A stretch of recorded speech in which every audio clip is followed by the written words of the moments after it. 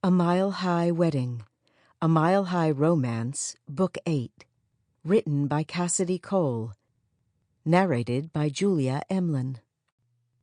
Sarah took a bite of the chocolate croissant and closed her eyes in pleasure, savoring the way the buttery layers dissolved in her mouth to mingle with the bitter chocolate hidden inside.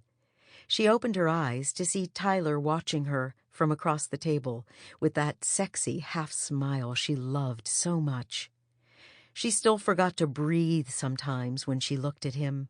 He was so beautiful, with his jet-black hair and intense green eyes and that damned dimple in his chin, and so perfectly built, not too muscular, but not skinny either.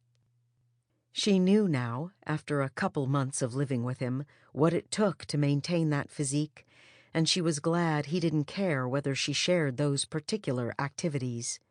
2 hours a day in the gym and meals that normally consisted of fruit, vegetables, lean meats, and protein shakes.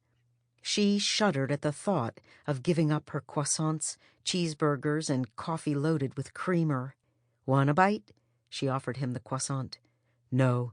He patted his stomach. "Lunch today at the club with my parents. I need to save room." Sarah looked away, so he wouldn't see the fear in her eyes. His parents hated her with a vitriolic passion that most people reserved for serial killers and pedophiles. How dare a little piece of trailer park trash steal their perfect upper-class boy's heart? Like it was her fault that she and Tyler had fallen in love. "Can I tell them we've set a date?" he asked. She chewed on her nail and refused to look at him. That was the 10th time this week he'd asked her about setting the date for their wedding. She didn't know how to tell him. She was never going to. It wasn't that she didn't love him. She loved him with all her heart and being.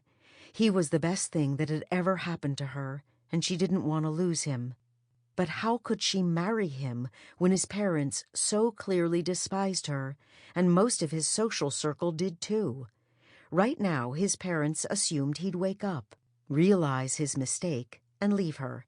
Soon. And maybe they were right. So why say vows if that was going to happen? Not that she doubted his love for her, but love only conquered so much. And definitely not the hatred of parents and shunning by your friends and peers. "Sarah? Earth to Sarah." She shook her head. "Sorry, I know you want me to set a date, but with the business just getting on its feet, I need my focus to be on that. We're doing so well right now. I don't want to get distracted." Tyler clenched his jaw, but he didn't say anything. He turned his attention back to the Wall Street Journal, and they finished their breakfast in silence.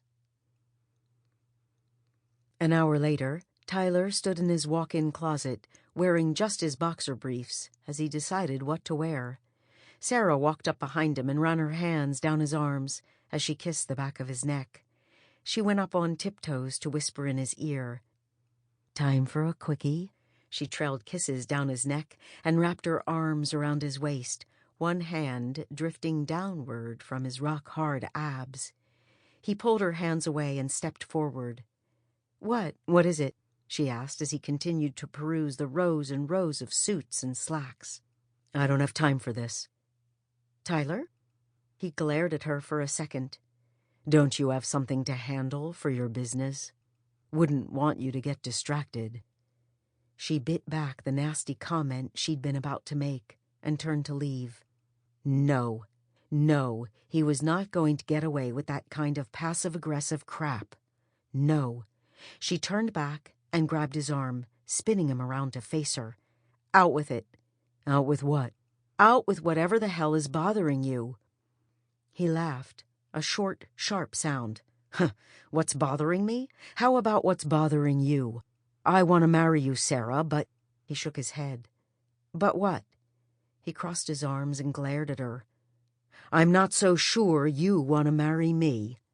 Sarah closed her eyes against the pain and fear she saw in his eyes.